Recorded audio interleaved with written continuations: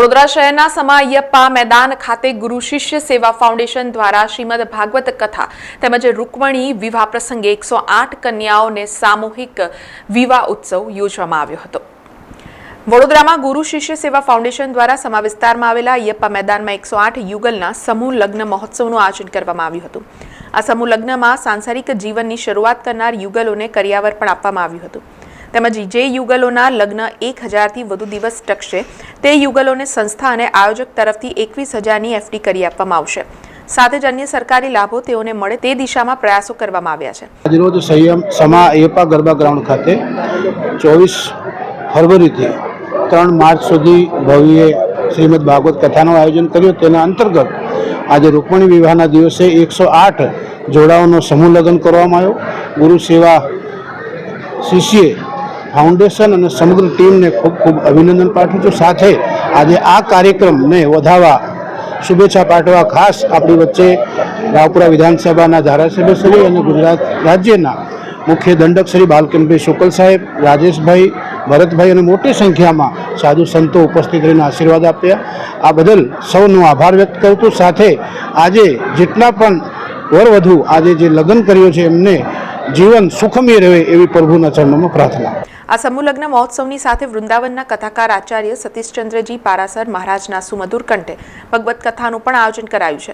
આ સામૂહિક લગ્નોત્સવમાં ગુજરાતના મુખ્ય દંડક બાળુ શુક્લ, પૂર્વ કાઉન્સિલર રાજેશ આયરે, પૂર્વ councillor Purnima Ayre, ward number 2ના કોર્પોરેટર મહાવીરસિંહ રાજપુરોહિત, પૂર્વ કાઉન્સિલરો કૈલાશ અગ્રવાલ, આયોજક મહેન્દ્ર ગોયલ ઉપસ્થિત રહ્યા હતા।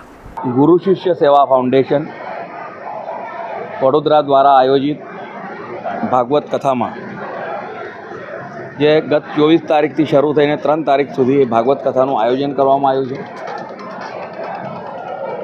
મહેન્દ્રભાઈ અગ્રવાલ અને તેઓના ટીમ દ્વારા। આજે જ્યારે ભગવાન શ્રી કૃષ્ણ અને માતા રૂકમિણીજીના વિવાહનો જે પ્રસંગ હતો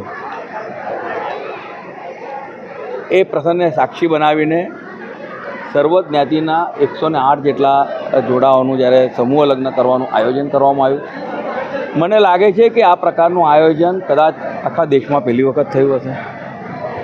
ભાગવત કથાનું આયોજન થતું હોય છે, સમૂહ લગ્નનું આયોજન થતું હોય છે, પરંતુ રૂકમિણી વિવાહના દિવસે 108 જોડાઓનું સમૂહ લગ્ન થાય અને એ દિવસે એટલે કે માતા રૂકમિણીજીના પ્રમાણે જ જેમનું જીવન સમૃદ્ધ થાય એ શુભ આશયથી જ્યારે ગુરુ શિષ્ય સેવા ફાઉન્ડેશન દ્વારા આ ખૂબ મોટું આયોજન કરવામાં આવ્યું છે। અદ્ભુત આયોજન છે, તે બદલ તમામ આયોજકોનો ખૂબ આભાર માનું છું। અને સાથે સાથે આજે જેમને પણ પોતાના દાંપત્ય જીવનમાં પગલાં મૂક્યા છે એ તેઓને પણ ખૂબ શુભકામના। શહેર એ સંસ્કારી નગરી છે, ધર્મની નગરી છે અને એના જે સંસ્કારો છે આપ જોઈ રહ્યા છો કે એકી સાથે 108 જોડા અને લગ્ન કરવા એ કોઈ નાની વાત નથી। કારણ કે પહેલાં જોડા મળે કેવી રીતે, તો હું મહેન્દ્રભાઈ, રાજેશભાઈ, સમગ્ર એમના જે ગુરુ શિષ્ય ફાઉન્ડેશન છે એટલે કલ્પના વગરની એમને જે મહેનત કરેલી છે અને એની સાથે સાથે તમે જુઓ છો કે આજે જે રીતના બાળુભાઈએ કીધું કે 108 સાથે એક જોડું એવું એટલે કે ભગવાન સાથે 109 જોડા જે આજે પરણાયા છે। બધા જ લોકોને ખૂબ ખૂબ ધન્યવાદ અને ખૂબ ખૂબ શુભેચ્છા પાઠવીએ છીએ।